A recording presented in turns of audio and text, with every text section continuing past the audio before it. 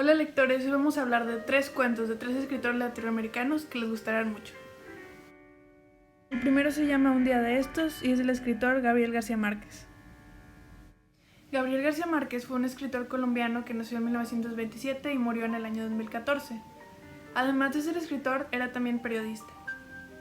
Su primera obra se llamó La hojarasca y se publicó en 1955. Su obra más famosa de todas es Cien años de soledad, que se publicó en 1967. Por su trabajo como escritor en 1982 recibió un premio Nobel de literatura. Este cuento se publicó en su libro Los funerales de Mamá Grande, que se publicó en 1962. En estos años, Gabriel García Márquez estaba viviendo en Venezuela, justo después de que se acabara el régimen de Pérez Jiménez. Esto creo que pudo haber influenciado los temas que trata en este cuento.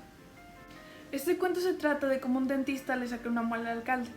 Esto puede parecer no muy interesante, pero lo interesante se encuentra en el contexto político de la historia. Se da a entender en el relato que el alcalde fue responsable de la muerte de 20 personas y el dentista, a través de sacarle la muela sin anestesia, está teniendo como una pequeña venganza hacia el alcalde, aunque este dolor que siente el alcalde no se compara al daño que le causó a la población. A través del dentista se refleja los sentimientos de enojo y de miedo que la población puede tener a un gobierno, ya que es muy frecuente que un gobierno abuse de su población y que ésta sea víctima de opresión y muchos mueran por esta causa. Esto sucede con mucha frecuencia y esto está reflejado en el título que le puso García Márquez a su cuento. Se llama Un día de estos, porque esto puede pasar cualquier día, ha pasado muchas veces. El segundo cuento del que vamos a hablar hoy se llama Instrucciones para llorar, de Julio Cortázar. Julio Cortázar fue un escritor argentino que nació en 1914 y murió en 1984. Obtuvo su título de maestro en 1932 y en 1935 comenzó a estudiar filosofía y letras. Vivió muchos años en Argentina hasta que en 1951 se fue a vivir a París. La obra más famosa de Cortázar es Rayuela, que se publicó en 1963. Él también estaba muy interesado en la política. Esto sucedió después de que realizó un viaje a Cuba.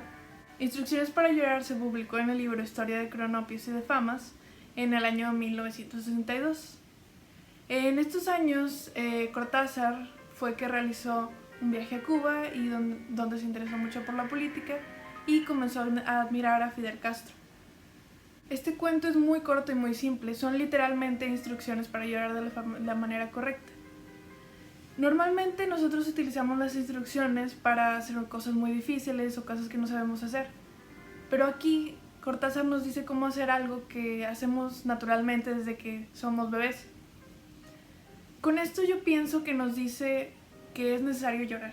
Muchas veces podemos pensar que es mejor aguantarnos y no llorar, pero realmente lo necesario es llorar y sacar todos esos sentimientos que traemos, todo lo que sentimos, todo el dolor hay que expresarlo por medio del llanto. Esto pienso que es lo que quiere decirnos Cortázar con sus instrucciones para llorar.